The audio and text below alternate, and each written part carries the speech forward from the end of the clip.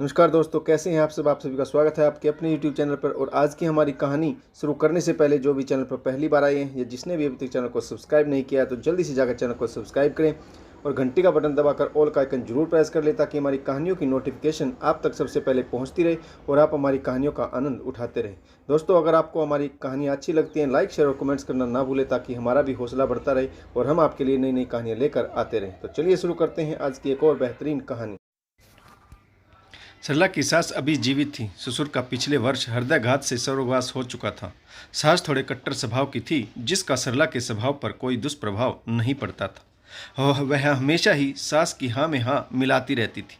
सरला को लगता था कि ससुर जी तो रहे नहीं, ऐसे में सास अकेली हो गई। अब ऐसे में उनकी भावनाओं को समझना और उनकी कदर करना हम बच्चों का फर्ज बनता है।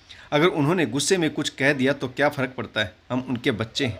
एक दिन सास ने कटु शब्दों में कहा, पोता नहीं जना, मेरे वंश का नाश हो गया, ये दो छोरियां ससुराल चली जाएंगी तो कोई तुम्हें पानी पिलाने वाला नहीं होगा। यह शब्द सुनकर सरला के मन में टीस सी उठती थी, लेकिन वह हंसकर टाल देती थी। धीरे धीरे बेटियां यौवन की दहलीज की ओर कदम बढ़ा रही थी। सरला और सुरेश के संस्कार उनमें कूट कूट कर भरे थे। एक दूसरे के लिए दोनों बहनों में अपार स्नेह था, जो हर परिस्थिति में एक दूसरे की मदद करने को तैयार था। एक दिन सास ने सरला से कहा, अरे सरला, तैयारी कर ले, मेरी बेटी अपने बेटे के साथ आ रही। जी अम्मा, सब तैयारी हो गई। जीजी की पसंद का गाजर का हलवा बन गया है, सब्जी तैयार है, जब आएगी तो गरम गरम पूरियां उतार दूंगी। सास फिर बोली, अरे मेरे लाल के लिए राजभोग मंगवाया कि नहीं, उसे बहुत पसंद है। सुरेश से कह दे कि आते वक्त लेता आएगा। सरला बोली, जी अम्मा, कह दिया है, ये आते वक्त लेते आएंगे। सरला की नंद रेखा, जो उम्र में सरला से छोटी थी, पर माँ की कड़वी जुबान का असर उसके स्वभाव में भरपूर दिखाई पड़ता था। उसका बेटा रोहित इकलौती संतान होने के नाते नानी वाड़ी में खूब तांडव करता था। वह भी लगभग वाणी और रिया का हम उम्र ही था, पर बचपना और लाड उसके स्वभाव के गुण थे। अक्सर सरला को यह ताना मिलता था, देख मेरी बेटी ने कुल को रोशन किया है और एक तू है कि मेरे बेटे को पुत्र का सुख नहीं दे सकी। सरला का मन बहुत दुखता था, परंतु वह क्या कर सकती थी। अरे भाभी कहाँ हो? अरे जीजी आ गई। नंद छोटी थी पर फिर भी मान सम्मान बड़ों जैसा चाहती थी। सरला की नंद रेखा बोली, इस बार तुम्हारे आंगन में खुशियों का समाचार लाई हूँ। सरला ने नंद को गले से लगाते हुए कहा, अरे दीदी, आप आ गई, यही सबसे बड़ी खुशी। आइए, हम सब आपका ही इंतजार कर रहे थे। रेखा बोली, अरे भाभी, ऐसी खुशखबरी लाई हूँ कि चाय पानी से काम नहीं चलेगा। सरला बोली, अरे दीदी, गाजर का हलवा तैयार है और रोहित बेटे के लिए राजभोग उसके मामा जी ले आए। रेखा ने भाभी को अपने पास बिठाते हुए कहा, अरे भाभी, पहले मेरी बात सुनो। अपनी वाणी और रिया के लिए एक अच्छा रिश्ता लाई हूँ।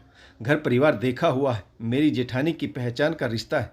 दो बेटे हैं, हमारी दोनों बेटियां एक ही घर में देवरानी जेठानी बनकर राज करेंगी। अच्छा कारोबार है, दोनों बेटे दिखने में भी अच्छे हैं और मिलजुल कर अपने पिता का बिजनेस संभालते हैं। सरला ने सोचते हुए कहा, पर दीदी, एक ही घर में दोनों बहनें, क्या दोनों के बीच सामंजस्य हो पाएगा? बहन का रिश्ता अलग होता है, पर रिश्तों के नाम बदलते हैं तो रंग और स्वभाव भी बदल जाता है। रेखा खुश होते हुए बोली, अरे भाभी, दोनों बहनें हैं तो ससुराल में भी बहनें ही बनकर रहेंगी। आप क्यों उनके बीच यह रिश्तों की दीवार खड़ी कर रही? और आपको अपने संस्कारों पर तो भरोसा है ना? वैसे तो सरला खुश थी, परंतु उसे एक चिंता खाई जा रही थी कि जब दोनों बहनें देवरानी जेठानी के रूप में एक दूसरे के सामने होंगी तो क्या बहन का रिश्ता बच पाएगा? क्योंकि हमेशा ही सास की यह इच्छा रहती है कि दोनों बहुओं की आपस में ना बने। अगर बहुएं एक होकर रहने लगें तो सास का सिंहासन डोलने लगता है। इसीलिए सास दो बहुओं में मनमुटाव पैदा कर ही देती। तभी वाणी और रिया वहां पर आ गई। उन्हें इस बारे में बताया गया तो दोनों ही एक स्वर में बोली, मम्मी, हमें अभी शादी नहीं करनी, हमें पढ़ लिख कर नौकरी करनी। वाणी की दादी ने तल्खी भरे स्वर में कहा, अरे देखो तो, नौकरी करेंगी, पढ़ लिख कर क्या कर लोगी? ससुराल में चूल्हा चौका ही तो करना है। भला परिवार ढूंढा है तुम्हारी बुआ ने, एक ही घर में जाओगी, साथ रहोगी, दुख सुख एक दूसरे के साथ देना। तभी सुरेश आ गया और यह बातें सुनकर वह बोला, अरे मैं यह क्या सुन रहा हूँ? मेरी दोनों बेटियों को घर से भगाने की योजना बनाई जा रही। सरला खामोश थी। उसे पता था कि जहाँ सास और पति इकट्ठे बैठते हैं और उनमें नंद भी शामिल हो जाती है तो फिर उसकी कोई नहीं सुनता। इसीलिए उसने चुप्पी धारण कर ली। सुरेश की बहन रेखा ने लड़के वालों की भूरी भूरी प्रशंसा की तो सुरेश बोला, ठीक है, एक बार लड़के वालों से मिल लेते हैं, पता तो चले कि कैसे लोग हैं, फिर मिल बैठकर निर्णय लेंगे। कुछ समय बाद दोनों परिवारों का मिलना तय किया गया। मिलने का स्थान सरला और सुरेश का घर ही तय हुआ। सारी तैयारियां जोरों पर थी। सरला की सास ने कहा, सरला, दोनों बेटियों को ब्यूटी पार्लर भेज दे, थोड़ी सुंदर लगेंगी तो कम समय लगेगा लड़के वालों को हामी भरने में। सरला ने वैसा ही किया। सास के हुक्म के अनुसार बेटियों को पार्लर भेज दिया। तरह तरह की मिठाइयों से घर महक रहा था। साफ सफाई भी अच्छे से करा दी गई थी। आज सुरेश जी ने भी छुट्टी ले ली थी। उन लोगों का आगमन तय समय पर हुआ। रेखा भी उन्हीं के साथ सम्मिलित हुई। कविता जी अपने दोनों बेटे और पति के साथ पधारी। बड़ी ही विनम्रता से सरला और सुरेश ने उनका स्वागत किया। वाणी और रिया अपने कमरे में तैयार होकर बैठी थी। सरला ने दोनों लड़कों को देखा तो उनके मन को भा गई। दोनों ने सरला के चरण स्पर्श किए। वह खुश हो गई। लड़के बहुत सुंदर और शालीन हैं। संस्कारों की चमक उनके चेहरे पर झलक रही थी। रेखा ने अपनी माँ का परिचय कराते हुए कहा, बेटा, इनके भी पैर छुओ, यह तुम्हारी होने वाली दादी सास है, यानी वीणा और रिया की दादी। दोनों लड़कों ने दादी जी के चरण स्पर्श किए तो उन्होंने आशीर्वादों की झड़ी लगा दी। दादी भी हीरे जैसे दामाद पाकर बहुत खुश थी। फिर वाणी और रिया को भी बुला लिया गया। दोनों ने अलग अलग रंग की साड़ियाँ पहनी थी, बहुत सुंदर लग रही थी। कविता जी ने पूछा, इनमें बड़ी कौन सी है? सरला जी ने कहा, यह है वाणी मेरी बड़ी बिटिया और यह है रिया मेरी छोटी बिटिया। कविता जी ने दोनों बेटों का परिचय कराते हुए यह है बड़ा बेटा राघव और छोटा बेटा राहुल। थोड़ी ही देर में कविता जी ने कहा, बहन जी, हमें आपकी दोनों बेटियां पसंद हैं। आप निश्चिंत रहिए, जैसे ये यहाँ रहती हैं वैसे ही ससुराल में रहेंगी। आपको कभी किसी बात की कोई शिकायत नहीं मिलेगी। यह सुनकर सरला जी के दिल को राहत मिली। फिर समय सीमा तय कर दी गई। मुहूर्त के हिसाब से तिथि निकाली गई और दोनों बेटियों की विदाई की घड़ी भी आ गई। सरला जी आंखों में झलकते आंसू सुरेश जी के कंधे भिगो रहे थे। सरला रोते हुए कह रही थी, मेरा आंगन आज सूना हो गया। एक साथ दोनों बेटियां विदा हो गई। सुरेश जी ने सरला जी को संभालते हुए कहा, यह घड़ी तो आनी ही थी। तुम्हें तो खुश होना चाहिए कि हमारी बेटियों को इतना अच्छा घर परिवार मिला है। विदाई के समय सरला ने अपनी बेटियों को सीख दी, बेटी, कुछ भी हो जाए, यह ध्यान रहे कि तुम एक ही कोख की संतान हो, एक ही रक्त तुम दोनों की रगों में दौड़ रहा है। एक दूसरे का साथ कभी मत छोड़ना, मेरे दूध की लाज रखना। दोनों बेटियां बहू बनकर कविता जी की दहलीज पर स्वागत के लिए खड़ी थी। कविता जी के तो पैर जमीन पर नहीं थे। एक साथ दोनों बहुओं का मुंह देख लिया। दोनों किसी अप्सरा से कम नहीं लग रही थी। रस्में अपने तय मुहूर्त से चल रही थी। दोनों बहनों को अपना घर आंगन छोड़ने का दुख तो था, लेकिन दोनों खुश थी कि वह एक साथ है। रस्मों के बीच अचानक से कविता जी ने रूपा को आवाज़ लगाई, रूपा, कहाँ मर गई?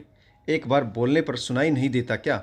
इतनी तेज आवाज़ सुनकर वाणी सहम गई, परंतु रिया सहज बनी रही। वह थोड़े तेज स्वभाव की थी, परंतु दोनों बहनों के सामने सास का दूसरा रूप आ चुका था। अभी तक मधुर आवाज़ में बेटा बेटा करके बात करने वाली अचानक से इतनी तेज आवाज़ में चिल्लाकर बात कर रही है। दोनों बहुएं हैरान थी। रिया ने वाणी का हाथ कसकर पकड़ लिया और फुसफुसाते हुए उनके कान में कहने लगी, दीदी, यह सास है, माँ नहीं। फिल्मों में नहीं देखा सास ऐसी ही होती है? हमने अपनी दादी को भी तो देखा है, वह भी तो माँ पर कितना चिल्लाती है। आप डरो मत। रिया छोटी थी परंतु स्वभाव में तेज थी। उसने वाणी को हिम्मत बंधाई तो वाणी सामान्य हो गई। कविता जी ने फिर से तेज स्वर में आवाज़ लगाई, अरे रूपा, पूजा का थाल ले आ। मोहल्ले की औरतें मुंह दिखाई के लिए आती ही होंगी, और तुम दोनों, मैं तुम्हें बार बार नहीं कहूँगी, जो भी औरत मुंह देखे उसके पाँव छूना, नज़रें नीची रखना, और ना जाने कितनी ही हिदायतें देते हुए मुंह दिखाई की रस्म शुरू हो गई। दिन बीता, रात आई तो शरीर को थोड़ा आराम मिला। वाणी ने रिया से कहा, सुन रिया, जब मम्मी जी अपने यहाँ आई थी तो कितना प्यार से सिर पर हाथ फेरा था। माँ बापा से वादा किया था कि आप चिंता ना करें, आपकी बेटियों को अपनी बेटी की तरह रखूंगी, पर आज उनका अंदाज देखकर तो मैं डर गई। रिया ने शरारती हंसी हंसते हुए बोली, अरे दीदी, यह तो ट्रेलर है, पिक्चर अभी बाकी। वाणी नाराज होते हुए बोली, तू बड़ी बेबाक है, तुझे जैसे सारा पता है सास कैसी होती है। रिया बोली, अरे दीदी आप सीरियल नहीं देखती क्या? सीरियल्स में भी तो सास माँ जैसी होने का नाटक करती है। बेचारी डरी सहमी बहू बस हाँ माँ जी करती रहती है। आप चिंता ना करो, अब पूरी ज़िंदगी यही रहना है, तो चिंता क्या करना। बस माँ से कुछ मत कहना, वह उदास हो जाएगी। वाणी ने कहा, ठीक है, वैसे भी तू रही मेरी माँ, अब तक तू ही तो सारी नसीहतें देती आई है। तेरे रहते मुझे डरने की क्या ज़रूरत है। वक्त बीत रहा था और दोनों बहनें अपनी समझदारी से एक दूसरे का साथ दे रही थी। एक दिन कविता जी ने कहा, तुम्हारी मौसी सास आ रही है। मेरे दोनों बेटों को उन्हीं ने पाला है। जब यह दोनों छोटे थे तो ज़्यादातर वहीं रहते थे। उनकी आवभगत में कोई कमी नहीं रहनी चाहिए। अपनी खराब सेहत के चलते वह तुम्हारी शादी में नहीं आ पाई थी। जी मम्मी जी, कहते हुए दोनों बहनें अपने काम में लग गई। मौसी जी की पसंद को ध्यान में रखते हुए सारे खाने की तैयारी कर ली गई। थोड़ी देर में मौसी जी आ गई। दोनों बहुओं ने सास के निर्देशानुसार उनके पैर छुए। आशीर्वाद के साथ मौसी जी ने दोनों को शगुन थमा दिया। राघव और राहुल को नसीहत देते हुए मौसी सास बोली, अरे बेटा, अब अपनी जिम्मेदारी संभाल लो।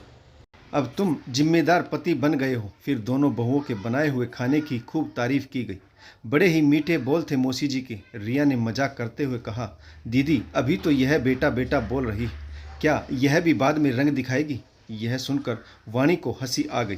फिर मौसी जी ने अपनी बहन कविता जी से कहा, अरे सुना है तू दोनों बहुएं एक ही घर से लेकर आई है। पता है ना, शादी के बाद सास का रुतबा बस यहीं ख़त्म हो जाता है और तू अपने बेटों के लिए दोनों सगी बहनें ले आई। एक बार इन दोनों की चाल पड़ी तो तू एक कोने में बैठी रहेगी। वैसे भी दोनों बहनें कल को कुछ ऊंच नीच हुई तो इन्हीं का पलड़ा भारी रहेगा। तेरी तो कोई बेटी भी नहीं है जो तेरा साथ देने चली आएगी। संभल कर रहना। अक्सर परिवारों में यही होता है, जहां अपना स्वयं का घर बर्बाद करने के बाद दूसरों को सलाह दी जाती है। यहाँ भी कुछ ऐसा ही हो रहा था। कविता जी सोचते हुए बोली, मैंने तो ऐसा कुछ सोचा ही नहीं। मैं तो सोचती थी कि दोनों बहनें प्यार से रहेंगी, घर में झगड़ा कम होगा। परंतु आप भी सही कह रही, कहीं दोनों बहनों ने मिलकर मेरा पत्ता काट दिया तो? बड़ी बहन ने कविता जी के मन में जहर तो घोल ही दिया था, बस असर दिखना बाकी था। कविता जी जुबान की कड़वी थी।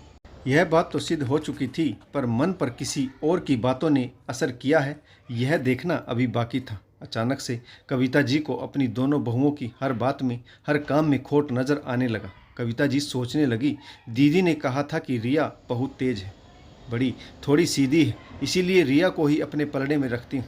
रिया को साथ लेकर बड़ी पर नकेल कसी जा सकती, लेकिन रिया टेढ़ी खीर है, उसे काबू में नहीं रखा जा सकता, परंतु साथ रखा जा सकता है। क्या कविता जी दोनों बहनों में मन मुटाव पैदा कर पाएंगी या फिर उनकी चाल टेढ़ी पड़ जाएगी? पढ़े कहानी के अगले भाग में। दोस्तों, आशा करता हूँ आपको कहानी ज़रूर पसंद आई होगी। इस कहानी में किस पात्र की भूमिका अच्छी रही और आपको इस कहानी से अभी तक क्या शिक्षा मिली, कमेंट्स करके जरूर बताएगा। आशा करता हूँ कहानी आपको ज़रूर पसंद आई होगी। तो कहानी पढ़ने के लिए आप सभी का बहुत बहुत धन्यवाद। जय हिंद, वंदे मातरम, भारत माता की जय। जय जवान और जय किसान।